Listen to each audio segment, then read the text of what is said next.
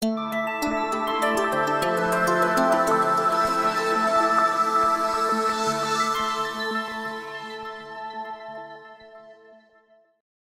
cette vidéo, nous allons voir ensemble comment correctement créer une liste sur SG Autorépondeur.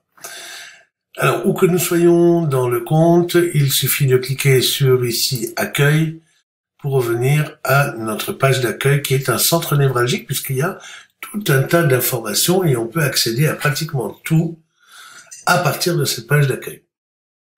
Et notamment le fait de créer notre première liste. Ce sont là des listes d'exemples et nous allons donc pouvoir créer notre première liste.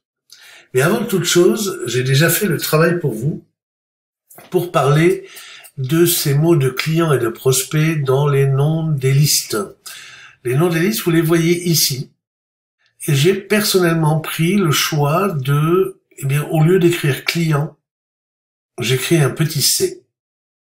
Donc là, par exemple, si j'ai une formation sur le yoga, là, il y aura la liste de mes clients, parce qu'il y a un petit c, qui ont acheté ma formation.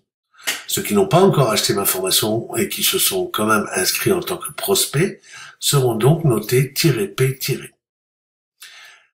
Ça, ce sont les deux listes que vous devez créer au minimum pour chacun de vos business. Nous allons prendre un autre exemple que celui d'un thérapeute yoga dans un petit instant.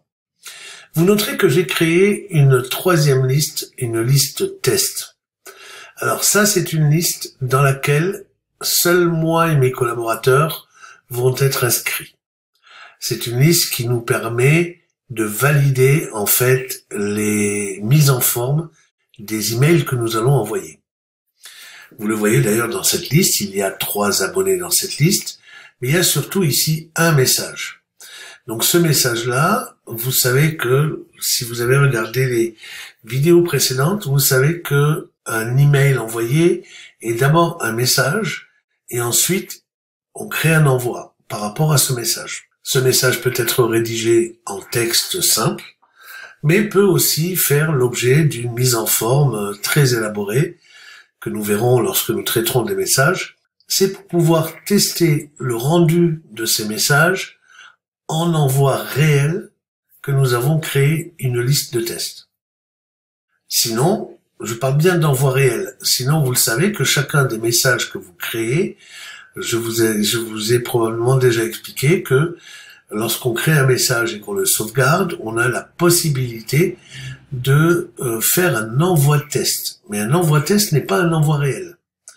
Donc si on veut vraiment avoir l'équivalent d'un envoi réel, c'est-à-dire un vrai envoi réel, on va le faire sur une liste de tests dans laquelle nous allons nous inscrire. Donc vous voyez, il y a au minimum 2 listes à créer, une liste prospect, une liste client, et une liste éventuellement, si vous le voulez, ça c'est pas absolument nécessaire, et une liste de tests. Donc nous allons de ce pas attaquer dans la vidéo suivante la création de listes avec un exemple concret. Je vous remercie de votre attention et je vous dis à la vidéo suivante.